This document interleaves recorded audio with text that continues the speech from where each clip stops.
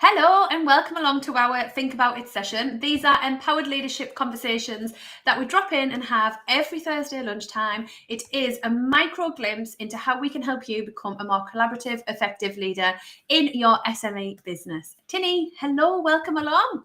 Hello, Kirsty. I feel that sometimes we pick these big topics for 30 minutes and we just scratch the surface. But I love the fact that we're being able to just kind of share our ideas and put it out there for people to consume.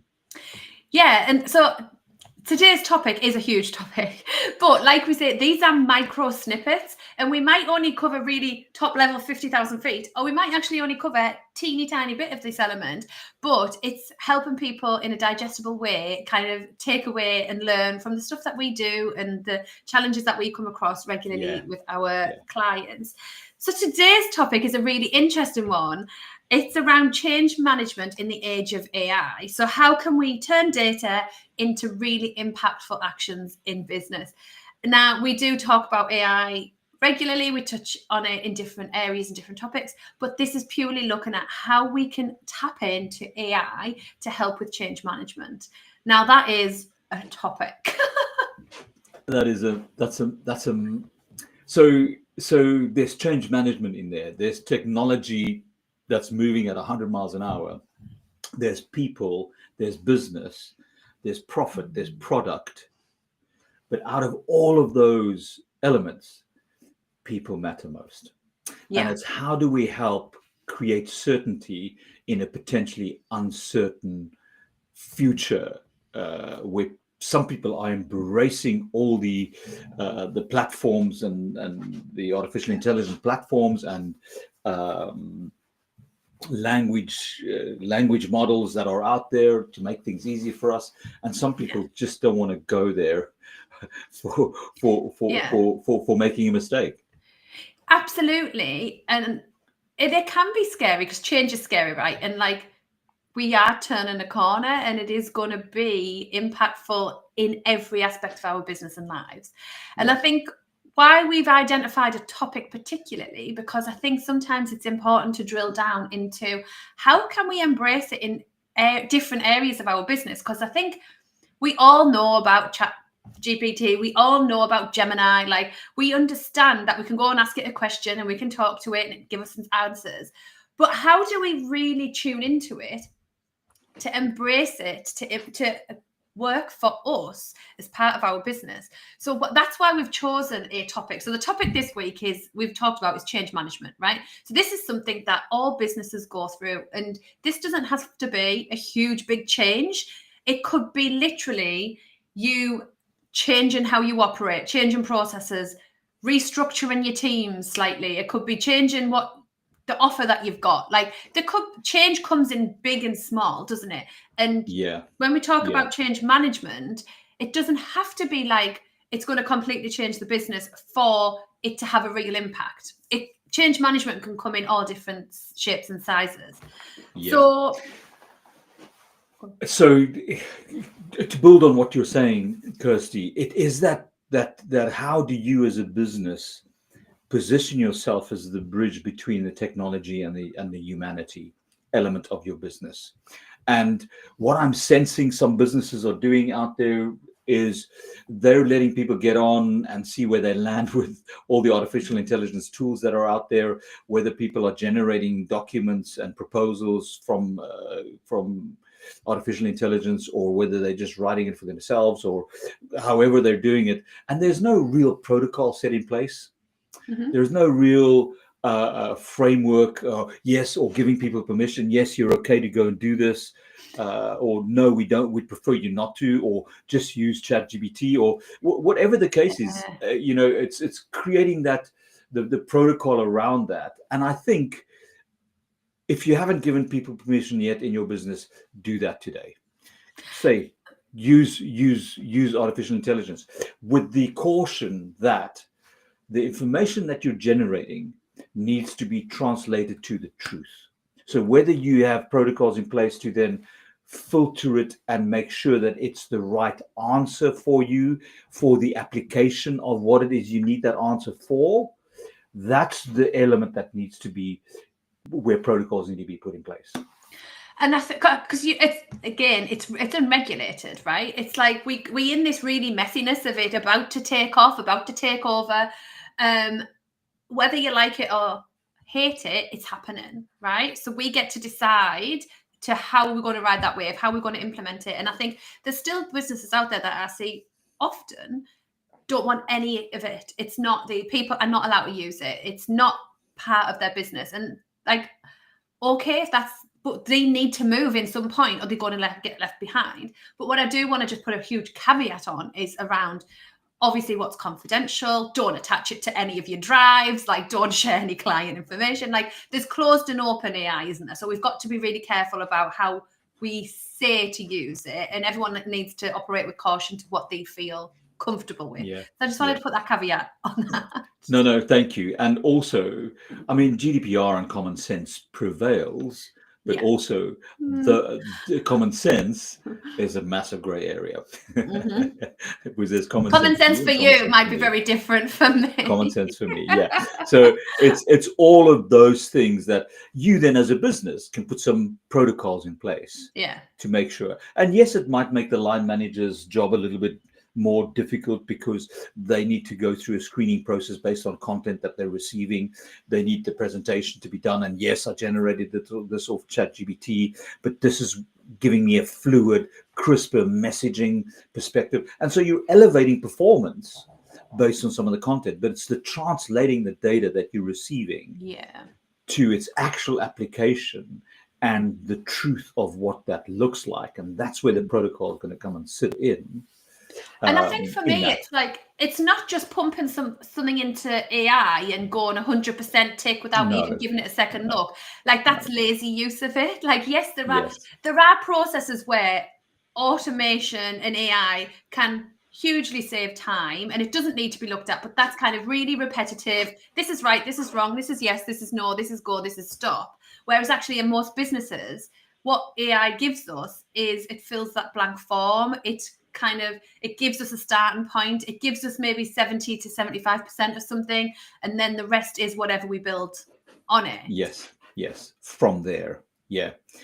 And so I also thought, let's talk a little bit about coaching and what are some ways a coaching AI assistant can shape our industry, and what are the opportunities that coaches should explore from a repositioning themselves perspective. And I was on an L&D call yesterday evening, just talking to some L&D specialists, seeing what they're up to. And AI for, I would say, 20% of the group was an awesome thing that they used every day. And for 80% of them, they were in the exploratory phase of how to apply it in learning and development and in the learning and development space. So some good discussions came out of that.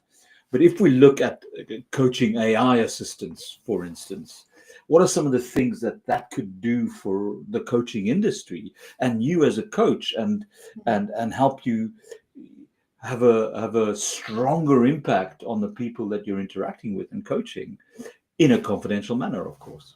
And so there are a few ideas I've got around that, but I thought it's also an interesting place to start this discussion. For sure. And I think, well, just to share widely to those listening, we're doing a project currently with Northumbria Business School up in Newcastle, all around the impact AI is going to have on learning and development, because there is that fear that anything that is a people-led industry is going to be no longer around. It's going to be completely overwritten by AI.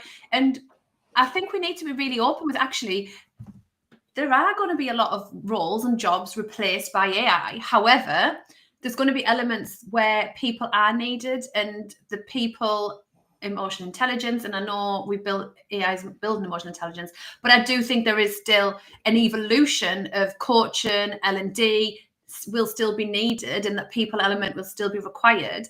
But that might look different. So I think it's about being really open around how are you evolving with this? How are you riding that curve? How are you staying relevant? Because I do think there is a risk that we just sit in our little box of this is what we've always done, this is how we've always done it, of becoming redundant, not in a good way, you know? Yes, and it's challenging, and change isn't always easy for everybody. And let me see how it goes first, and then I might join this gang, for instance. So it's those kind of things. But it's the normal bell curve of early adopters versus late arrivals. All of that stuff is applicable in this space. So if we look, and let's use coaching as an example, just to give a bit of a framework, because any large language model, like for instance architecture, legal, finance, where does AI take over and the chartered accountant start? So it's those kind of things to make life easier, quicker, faster. But from a coaching perspective, when you punch stuff into an AI assistant or a coaching AI assistant, it can give you insights to tailor your sessions more effectively. It could process large data sets to identify patterns and behavior from a productivity and communication styles perspective. So these are things that we love, that give us insights into some of the clients that we're coaching, so that we can offer a stronger challenge from the coaching perspective.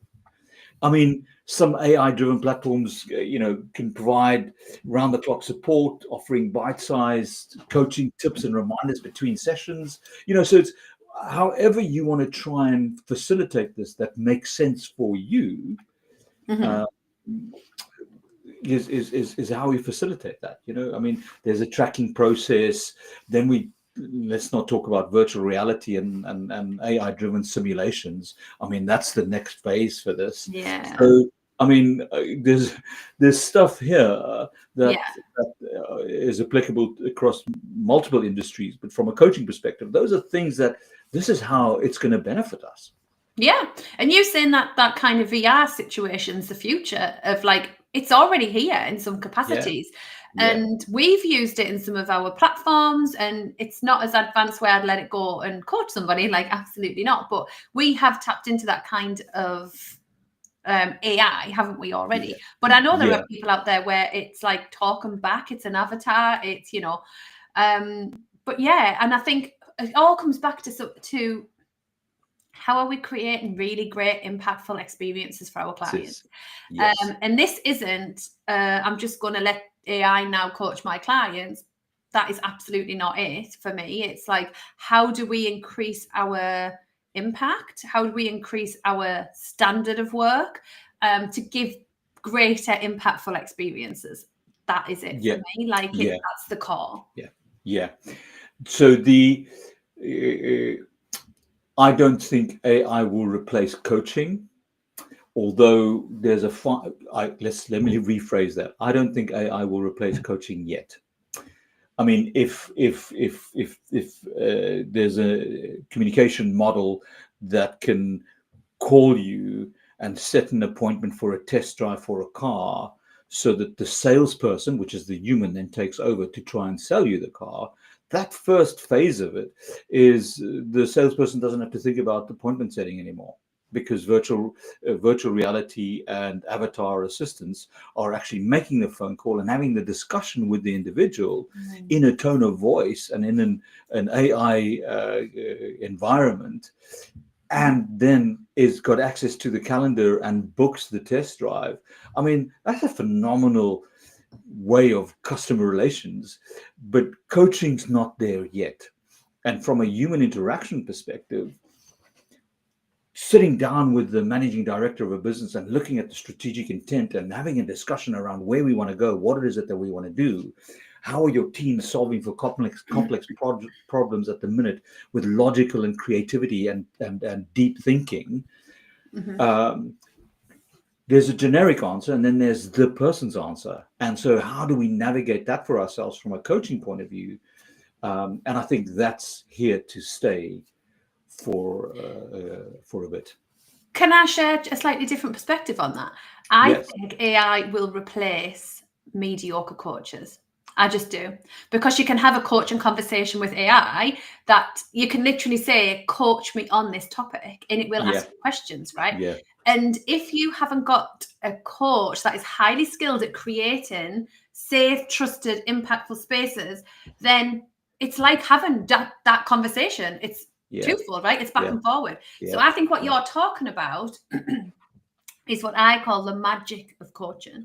And the Yes. magic is sitting, creating the space where people come and get held accountable. They get challenged, but challenged in like a safe, kind, empathetic way where they're going to grow, they're going to change their perspective, we're going to challenge them, but it's all done in this safe environment. And not all coaches can create that and have that impact on their clients. Like, they just No. can't. No. So I genuinely think that AI will replace coaching now, but I think it'll replace mediocre coaching. And I love it because I'm 100% on board with that. And so it takes me back to the sessions we had on Tuesday, I think, where you and I are talking and you asked me, so what is the one thing that you fear when you're coaching? Yeah. Or what scares you? And that is after a coaching session, someone says to me, that was all right. Yeah. You know, so Being mediocre. We're scared of being mediocre. Yes, we don't want to be mediocre. And so the next step, based on the discussion that we're having now, is that we might not need regulation in our coaching industry because AI will sort that out for us. Because one day hairdresser, next day a coach. Not that I've got anything against hairdressers, but it's 1 minute you're doing this, and then the next minute, because you've done an online course for 90 quid, now you feel you're a coach. It's that adding value element. And so from an AI perspective, that's going to replace mediocrity in coaching. And so you're right. I think right from now, unless you shift with this, you are going to be struggling to add value. Yeah. And that's why it always comes back to creating an impactful experience. And it's got to make a difference in their lives and their business for me to be impactful. And I think that's where the difference is going to be. And I think the future is going to look different. I don't know what it's going to look like, but we're here to ride the wave. We're here to do research. We're here to, to embrace it and move and change. And I love change. I like moving fast. I love change. If in 5 years everyone's like, no, there's no need for coaches, you're out of a business, I'm like, okay, cool. What we're going to do now? That's genuinely. I'm not clinging on to something that isn't needed or isn't. But I genuinely think sitting in a room with somebody, having a personal conversation, creating that safety and space, you can't recreate that with an AI bot or avatar. No. And so although that'll become a skilled resource that is sought after by many, and being mediocre and being so not challenging your client at the right moment, in the right space, at the right tone, I don't think AI can do that now. No. And being mindful of peripheral thought processes that go on based on emotional intelligence and behavioral attributes that you're recognizing as a coach, to then flex and flow with your client in the human space. And I think that's what it is the human space. And I truly believe, and you and I have spoken about this before, it's the human AI. Yeah. It's the human application and impact of what you do in creating that great experience. And so the human AI is going to be sought after rather than the generative AI and the platform. I agree. But I think there's going to be a bit of a change curve where we don't need anyone to deliver this. We're just going to go AI, and then the recognition of, actually we do need it, I think. So I think we are going to go through a bit of a curve with it. And also, so what we're doing as a business we're wanting to bridge the gap between technology and humanity, and offer guidance on how to integrate artificial intelligence into your leadership and organizational strategies. Is where we're going with this new growth hub model of ours that we're working on, and the platform that the framework and the mapping that we use to deliver solutions for our clients. So we're excited about this new adventure that we're on. We are. So let's talk about change management, because we've said change management in the age of AI. Let's talk about change management in an organization. So anyone sitting listening, whether they've got small team, slightly larger SME, and they want to use AI to go through any kind of change. AI in itself is a change, right? AI is going to impact every single one of us in every single way over the next probably year or two. I think, we're going to see a very rapid change. So let's talk about change management in particular. What is your thoughts on that? How can they tap into use AI if they want to use it from a change perspective? So my first question always when I walk in is, what is your strategic intent and where do you want to be in 2 to 3 years? And then where do you want to be in 10? And are you a front runner or pioneering in your industry, or are you just a widget maker that wants to make more widgets?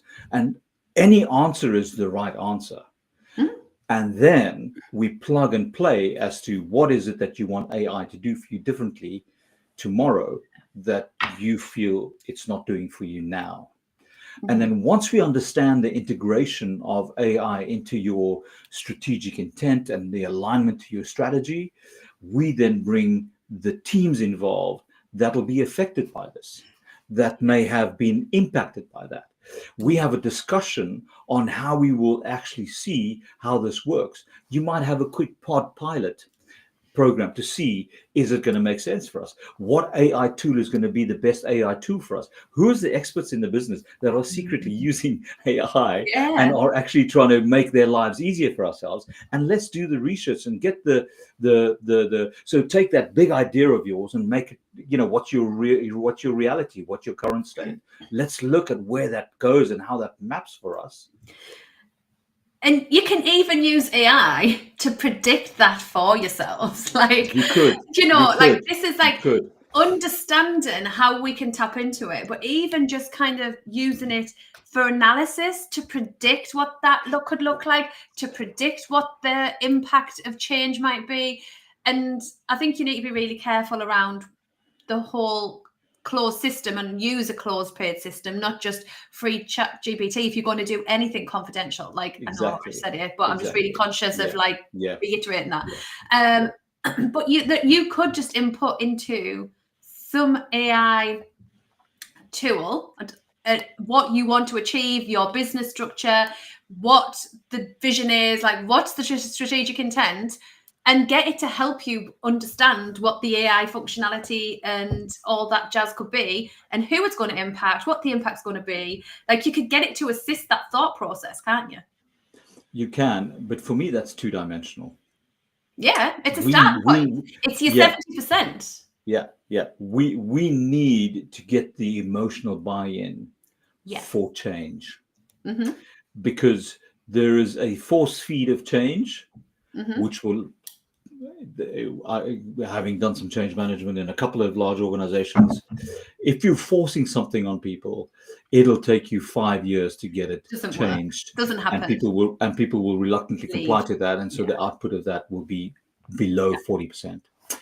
Or you can go and you can get the buy-in into the emotional connection that they have with the change that's going to happen.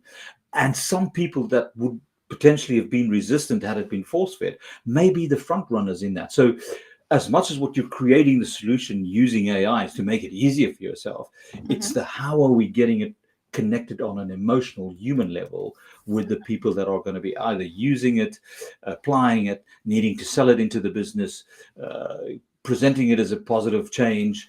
All of those things are things that we need to help businesses with, to help with the translating from data into so we become the conduit between technology and the humans. And we are emotional beings.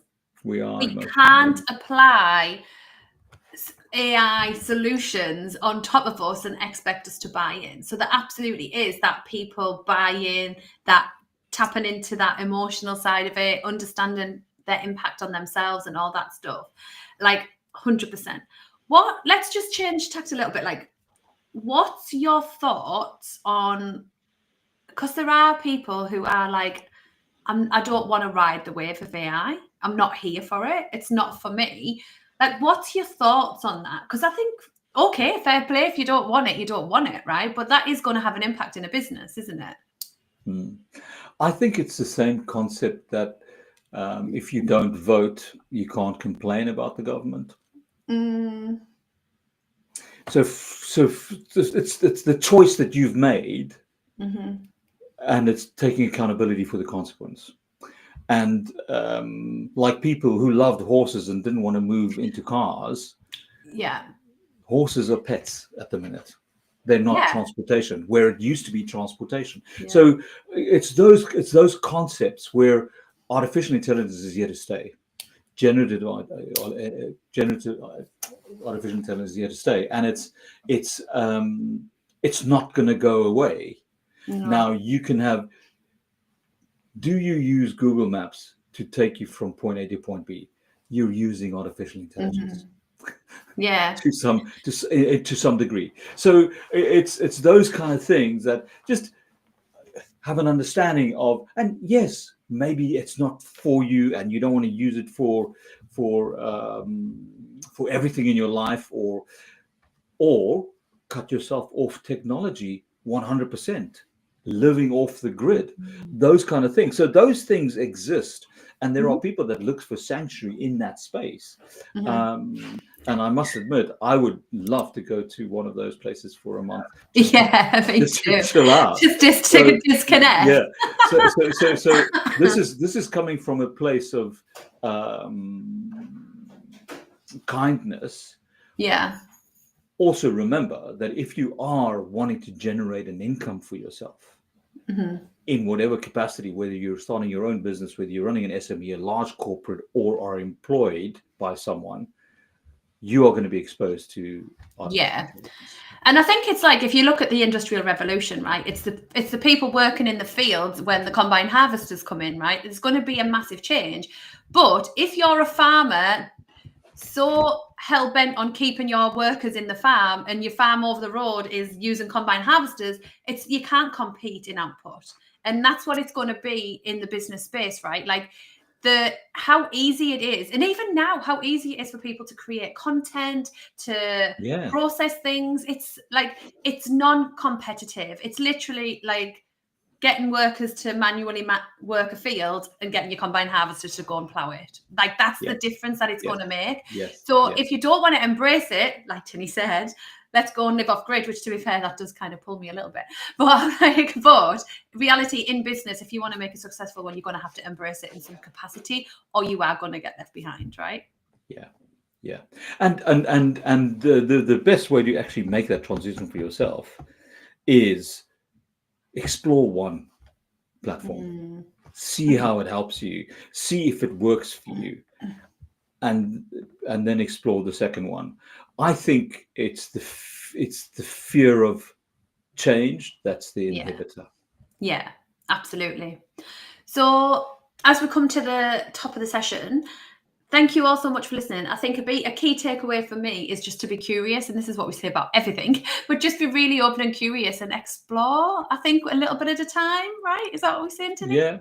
It's just try it out. See what fits, what doesn't fit. I also want to speak to coaches out there, and I don't know how much time we've got left, but let AI offer you insights to tailor your sessions more effectively. Let it help you process large data sets to identify patterns in behavior, so that you can help your client. Look out for virtual reality and AI-driven simulations that are coming down the road, and see how we can capitalize on that. And let's help each other in this coaching industry become exceptional coaches, become that sweet spot, that magic coaching. And it doesn't matter who accredits you, let's all join forces and become that magic magic Yeah. triangle of coaches. 100%. Love it. Thank you so much. And when we do get our results back from the Northumbria Uni case study, if it's useful and interesting, we most definitely will share. Right. Yes. Thank you so much. And I'll see you next week.